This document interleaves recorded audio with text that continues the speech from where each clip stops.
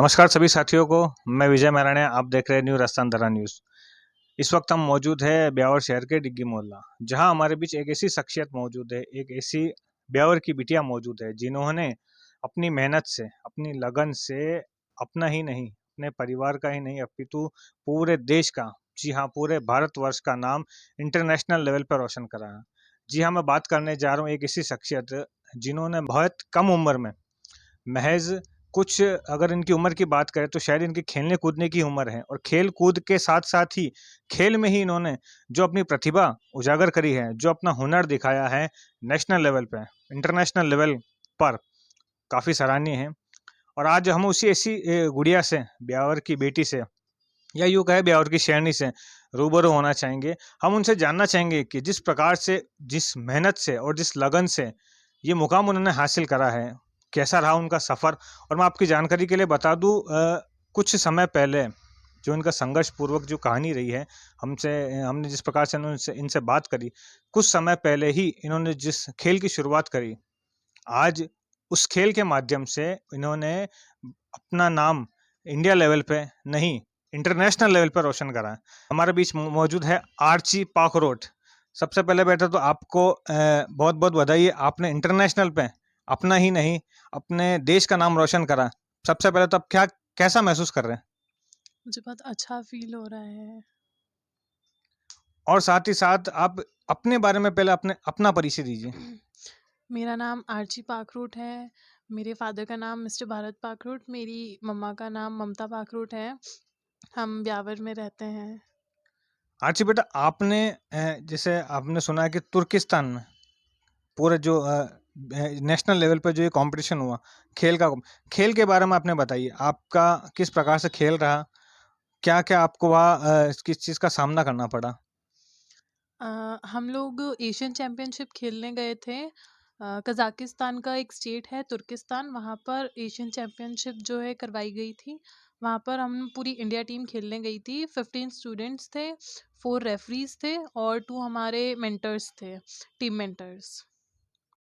आपने international level पे भारत के खाते में कांस्य पदक दिलाया। आप एक महज अपन छोटे से शहर ब्यावर से बिलोंग करते हैं। आपके संघर्ष की कहानी कैसी रही? क्योंकि आपकी क्या एज है अभी? 19। 19 साल की एज में, जहाँ लोग सिर्फ आज के समय में व्हाट्सएप, फेसबुक, इंस्टाग्राम वगैरह वगैरह रील्स पे अपना टाइम बिताते हैं, टाइम वेस्ट करते हैं। लेकिन आपने उस टाइम को स्पेंड करके खेल के माध्यम से इतना बड़े लेवल पे आप गए। किस प्रकार से आपका संघर्ष रहा? पूरी जानकारी बताइए। अम, मैं जब 2.5-3 साल की थी तब मेरे फादर एक्सपायर हो चुके थे। उसके बाद मेरी मम्मा ने, मेरे ग्रैंड पेरेंट्स ने मेरी टेक केयर करी, मुझे बड़ा किया। और मैं स्कूल में थी तब मुझे स्पोर्ट्स में थोड़ा इंटरेस्ट था, तो मेरे फैमिली मेम्बर्स ने मुझे सपोर्ट करा, मुझे आगे स्पोर्ट्स में भेजने के लिए। फिर उन्हीं के सपोर्ट से मैं इतना आगे आई। उन्होंने कभी भी मुझे जो है बैकवर्ड लेने की कोशिश नहीं करी। जब भी मैं बोलती थी कि हाँ मुझे खेलना है तो वो मुझे भेज देते थे। तो इसी वजह से मैं आज आगे आई। अच्छा, हमने सुना है कि आप इंडिया लेवल पे भी आपने बहुत से ऐसे कंपटीशन खेल के माध्यम से दिए हैं। बहुत से ऐसे खेल खेले हैं जिसमें आपने अवार्ड जीते हैं। क्या-क्या रहे वो? अगर राजस्थान लेवल की बात करो और इंडिया लेवल की बात करूँ तो? मेरे पास स्कूली नेशनल में ब्रोंज़ है और फेडरेशन कप में गोल्ड है नेशनल में, और सीनियर नेशनल कुज़ाक कुरेश में सिल्वर है, और स्टेट में मेरे पास मेडल्स हैं, और यूनिवर्सिटी गेम्स भी मैंने खेले हैं, यूनिवर्सिटी नेशनल्स। अगर अभी की मैं बात करूँ, आप विदेश जाके आए हो, विदेश में अपना खेल करा, तो आपको इसकी प्रेरणा कहाँ से मिली? क्योंकि हम देखते हैं कि आप गुड़िया हो, बिटिया हो। हम और सबसे बड़ी बात आपने बताई कि जब आप बहुत महज़ छोटे थे, तब आपके पिताजी शांत हो गए थे। इस संघर्ष भरे दौर में आपके सबसे बड़े गुरु कौन रहे? मेरी मम्मा मेरे सबसे बड़े जो हैं गुरु रहे हैं इन सब चीज़ में। और आपने जिस चीज़ की शुरुआत करी, आपको मतलब कभी ऐसा लगा नहीं कि शायद घरवाले मना करें, या कोई अगर मेरे फैमिली का अदर मेंबर मना करे, आप एक लड़की हो, ऐसा कभी सुनने का मंज़र मिला आपको?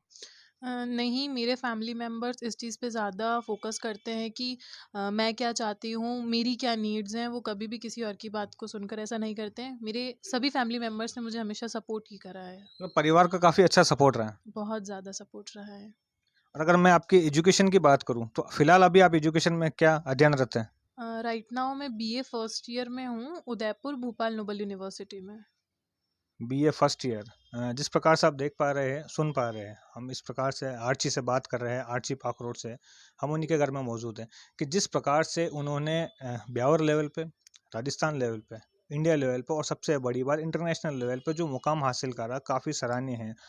हम हमारे चैनल के माध्यम से आर्ची पाखरोट को बहुत बहुत धन्यवाद देना चाहेंगे, साथ ही इसके पूरे परिवार को और इनकी टीम को बधाई देना चाहेंगे कि जिस प्रकार से इन्होंने आज ये नाम रोशन करा है खेल के माध्यम से, और काफ़ी प्रेरणा का स्रोत रहा है। अक्सर हम देखते हैं कि हम बच्चों को मोबाइल की दुनिया में, इंटरनेट की दुनिया में इतना व्यस्त कर देते हैं कि वो अपने टैलेंट को उभार नहीं पाते, लेकिन कहीं ना कहीं इन्होंने बताया कि इनके परिवार को लेके जिस प्रकार से इन्होंने इनकी माताजी का सपोर्ट रहा, इनके परिवार का सपोर्ट रहा, और कहीं न कहीं एक बहुत प्रेरणा वाली स्रोत बात है। आज से हम आपसे पूछना चाहेंगे कि जिस प्रकार से लगातार आपने एक के बाद एक अवार्ड जीता है ब्यावर लेवल पे, नेशनल लेवल पे। अगर मैं बात करूँ कोई ऐसा मोमेंट, कोई ऐसा पल जब आप हताश हो गए हो, जब आपको लगा नहीं मेरे को क्विट कर देना चाहिए या मेरे को छोड़ देना चाहिए, वो कभी ऐसा मंज़र जो आप साझा करना चाहेंगे? ऐसा बहुत बार होता है जब कोई भी कंपटीशन हम हार जाते हैं तो ऐसा लगता है कि नहीं, अब हम आगे नहीं खेल सकते हैं, बट फिर वही हम सेकेंड डे से वापस प्रैक्टिस स्टार्ट करते हैं। फिर दूसरे कॉम्पिटिशन्स होते हैं, फिर उसमें जीतते हैं तो फिर वापस हम मोटिवेट हो जाते हैं। ये मोटिवेशन की प्रक्रिया कैसे चलती है? हम देखते हैं कि अक्सर हार के बाद वापस दोबारा रीटेक करना या वापस दोबारा अपने आप को इस प्रकार से प्रिपेयर करना कि हम वापस खेलें और वापस उस चीज़ में जाएँ। वो मोटिवेशन कैसे आता है?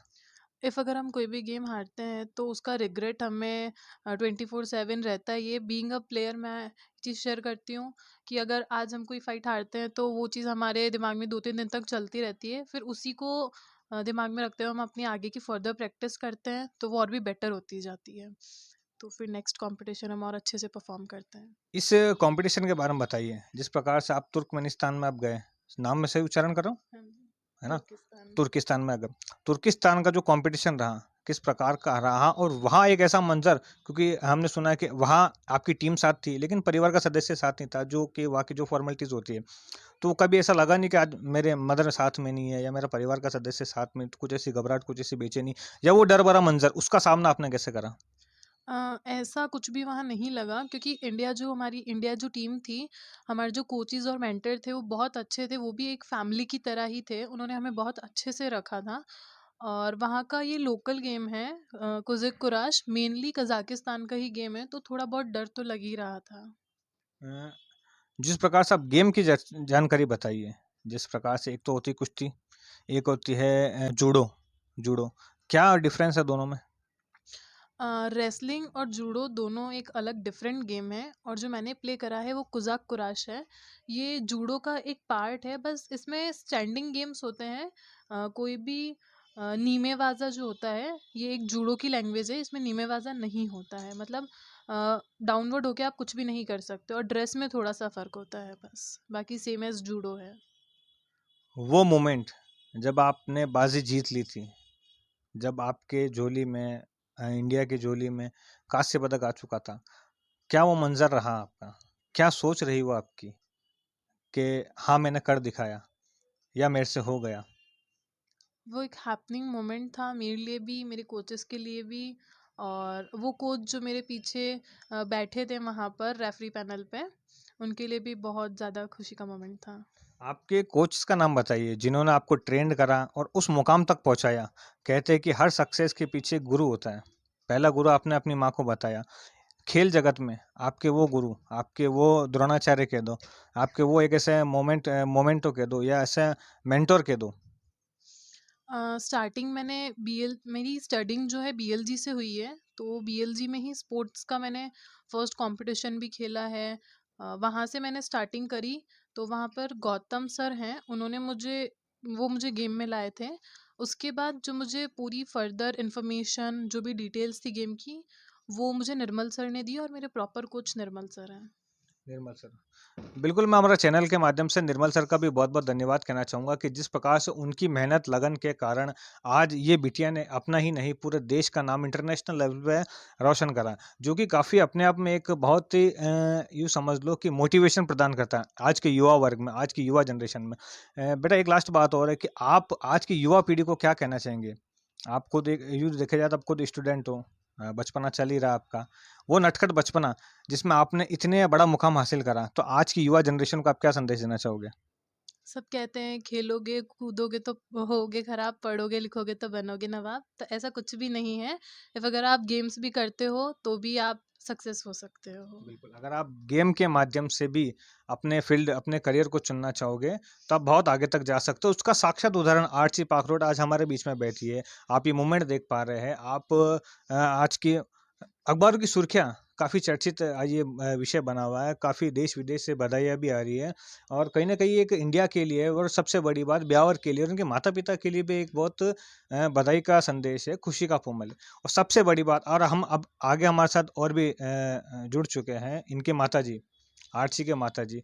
आर्ची के माताजी के बारे में बता दूँ कि कहते हैं कि जब एक ब बच्चे का पिता का साया उठता है उसके सर के ऊपर से तो उसकी पूरी दुनिया ही उजड़ जाती है।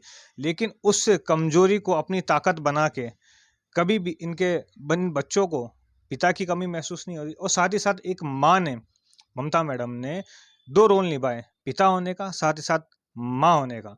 हम उनकी माताजी से भी बात करना चाहेंगे। सबसे पहले मैडम आपको बहुत-बहुत बधाई हो, गुड़िया नेशनल लेवल तक गई और देश का नाम रोशन करा। क्या कहना चाहोगे? आज गुड़िया बाहर गई तो पूरे परिवार को इतनी अच्छी खुशी हो रही है कि मतलब कि जो बाहर से हमारे बधाइयाँ आ रही है और सब कुछ आ रही है। तो एक मतलब हमको खुद को ऐसा लगता है कि आज हमारी बेटी ने ब्यावर के लिए कुछ कर दिखाया है। मैडम जिस प्रकार से हमने सुना है कि बहुत कम उम्र में ही इनके फादर एक्सपायर हो गए थे। मैडम वो मंज़र और आज का मंज़र, किस प्रकार से आप उस चीज़ को देखते हो? क्योंकि देख के हम अक्सर हम सुनते हैं कि जब पिता का साया सर से उठ जाता है तो दुनिया ही बिखर जाती है। लेकिन फिर भी आपकी हिम्मत और हौसले की हम दाद देते हैं कि आपने माँ का रोल भी निभाया और पिता का रोल भी निभाया। क्या कभी ऐसा मंज़र नहीं आया कि आपको ये ताने सुनने पड़े कि आपकी गुड़िया है, आपकी बिटिया है, कल को कुछ ऐसा ऊँच-नीच ना हो जाए, इसको घर में ही रखूँ? कुछ ऐसा मोमेंट भी आपको सुनने को मिला? ऐसा मोमेंट तो कई बार आया कि लोगों ने ऐसे कहा, लेकिन मैंने कहा कि मेरे बच्चे हैं तो मुझे इन पे पूरा विश्वास है और मेरे बच्चे मेरा विश्वास कभी तोड़ेंगे नहीं। तो मैं मेरे बच्चों को जहाँ इनकी इच्छा होगी उधर आगे भेजूंगी। मेरे बच्चे आगे बढ़ने चाहिए। मैंने इन बच्चों को लोगों की नहीं सुनी। मैंने मेरे बच्चों को पूरा सपोर्ट किया। जो ये करना चाहते थे, ये जहाँ कहती थी मैं इसको वहाँ भेजती थी। जब मेरे को बोला भाई इसको हरियाणा में कोचिंग करवानी है तो मैं खुद इसको वहाँ पे छोड़ के आई और इसको वहीं पे रही और वहाँ से इसको कोचिंग करवाई अच्छी। मैडम, अब आप अपने बच्चों का भविष्य किस प्रकार से देख पाते हैं कि आज आपकी मेहनत और आर्ची की मेहनत रंग लाई है? क्या भविष्य आप देख पाते हैं कि जिस प्रकार से आपने बताया कि गुड़िया पे आपको पूरा भरोसा था और आपके भरोसे पे खरे भी उतरे, क्या कहना रहेगा? ये मैं यही कहना चाहूँगी कि जो मेरे बच्चों का जो आज ये दिन आया है, आज मुझे इतनी खुशी होती है कि मतलब जिस तरीके से मैंने मेरे बच्चों का पोषण करा है, आज मेरे बच्चे उस पे खरे उतरे हैं और अब मुझे ये उम्मीद है कि मेरे बच्चे इतना नाम करा है तो अपने सब कुछ अच्छे से करेंगे और इनके अब कोई मतलब जीवन में कोई संघर्ष नहीं आएगा। बिल्कुल, ये एक माँ की ज़ुबानी है कि जिन प्रकार से लगातार बच्चों के संघर्ष में माँ की बहुत महत्वपूर्ण भूमिका रहती है और रही भी है। क्योंकि हम आपको जानकारी के जैसे पहले भी बताया था कि आर्ची के फ़ादर बहुत ही कम उम्र में एक्सपायर हो गए थे, तो कि दो वो कि जो कि एक बहुत ही दुखद घटना थी। लेकिन फिर भी ममता मैडम ने काफ़ी हिम्मत रखी। हम इस हौसले को हम सलाम करते हैं ममता मैडम को, जिस प्रकार से लगातार मैडम ने जैसे कहा कि हरियाणा भी पहुँचे और पूरा सपोर्ट करा अभी तक, बचपन से लगाकर अभी तक और आगे भी इनका सपोर्ट रहेगा। तो ये एक समाज के लिए एक प्रेरणा का स्रोत भी है। अपने आप को कभी कमज़ोर ना समझें, किसी भी मोमेंट में, किसी भी पल में, हो सके तो अपने टैलेंट को बाहर निकालिए क्योंकि अक्सर हम देखते हैं कि हम कुछ नाउम्मीदियों के कारण पीछे हट जाते हैं, लेकिन उनको अपनी कमज़ोरी ना समझें और अपने टैलेंट को आगे बढ़ाएँ। फिर से हम अपनी पूरी मीडिया टीम की तरफ से आर्ची आपको बहुत-बहुत धन्यवाद देना चाहेंगे और आपको बहुत-बहुत मैडम आपको बधाई हो। गुड़िया ने बहुत अच्छा नाम रोशन करा।